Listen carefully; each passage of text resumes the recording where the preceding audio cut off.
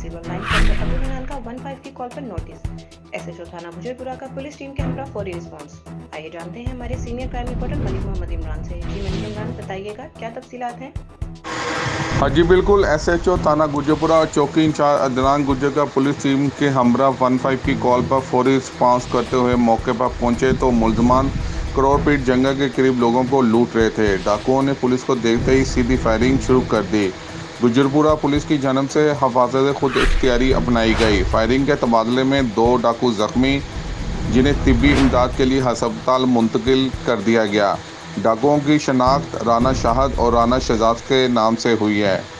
मुलजमान डकैती, चोरी, गैंग जैसी दर्जनों वारदातों में रिकॉर्ड याफ्ता हैं। मुलजमान के कब्जे से चोरीशुदा मोटरसाइकिल बरामद कर ली गई।